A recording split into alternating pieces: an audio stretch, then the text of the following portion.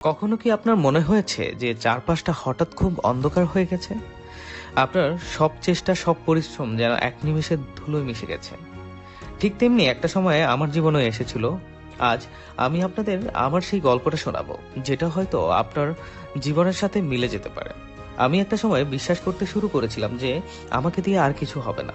একের পর এক ব্যর্থতা আমাকে এমনভাবে ঘিরে ধরেছিল যে আয়নার সামনে দাঁড়িয়ে নিজের চোখের দিকে তাকালেও আমার ভয় হতো। মনে হতো আমি বোধহয় সেই মানুষটা যার কপালে শুধুই হার লেখা আছে। সবাই যখন আমার উপর থেকে বিশ্বাস হারিয়ে ফেলেছিল, তখন একদিন বৃষ্টি ভেজা বিকেলে আমি একটা ছোট্ট দৃশ্য দেখলাম। জানালার কার্নিশ বেয়ে একটা পিঁপড়া উপরের দিকে ওঠার চেষ্টা করছে। বারবার বৃষ্টির ফোঁটা তাকে নিচে ফেলে দিচ্ছে, কিন্তু সে থামছে না। সে বারবার পড়ে যাচ্ছে, আবার বারবার ঝরে উঠছে। তখন আমি নিজেকে একটা প্রশ্ন করলাম, পিঁপড়েটা যদি হাল না ছাড়ে, তবে আমি কেন ছাড়বো? আমি বুঝলাম সমস্যা ব্যর্থতা ছিল না, আমার আসল সমস্যা ছিল মনোবল। আমি নিজেই নিজেকে হারিয়ে দিয়েছিলাম। সেদিন আমি সিদ্ধান্ত নিলাম, পৃথিবী আমাকে কি ভাবছে তাতে কিছু আসে যায় না।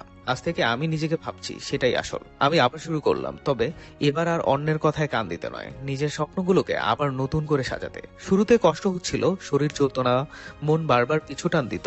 কিন্তু প্রতিবার যখন মনে হতো যে আর পারবো না, তখন আমি আমার সেই সব দিনগুলোর কথা ভাবতাম যখন আমি কিছুই করতে পারতাম না। মনে রাখবেন, সফলতা এক রাতে আসে না, কিন্তু প্রতি রাতের পরিশ্রম আপনাকে একদিন সফলতার সূর্য দেখাবেই। আমি দিনের পর দিন পরিশ্রম করেছি, ছোট ছোট লক্ষ্য স্থির করেছি এবং সেগুলো পূরণ করেছি। ধীরে ধীরে সেই মানুষগুলোই আমার দিকে ফিরে তাকালো, যারা একদিন আমাকে দেখে মুখ ফিরিয়ে নিয়েছিল। আজ যখন পেছনে ফিরে তাকাই, তখন বুঝি সেই ব্যর্থতাগুলো না থাকলে আজকের এই শক্ত মানুষটা তৈরি হতো না। আপনি যদি আজ ব্যর্থ হন, তবে ভেঙে পড়বেন না। জানবেন, আল্লাহ আপনাকে একটা বড় সাফল্যের জন্য তৈরি করেছে। আপনার ভেতরের আগুনটাকে নিভে যেতে দেবেন না। পৃথিবী আপনাকে টেনে নামাতে চাইবে, কিন্তু আপনাকে ডানা ঝাপটে উপরে উঠতে হবে। কারণ আপনি জন্ম নিয়েছেন জেতার জন্য, হারিয়ে যাওয়ার জন্য নয়। মনে রাখবেন, গল্পটা এখনো শেষ হয়নি, আসল লড়াই তো মাত্র শুরু। আমি অর্ণব, আজ এ পর্যন্তই। বিদায় নিচ্ছি, দেখা হবে অন্য কোনো স্টোরিতে।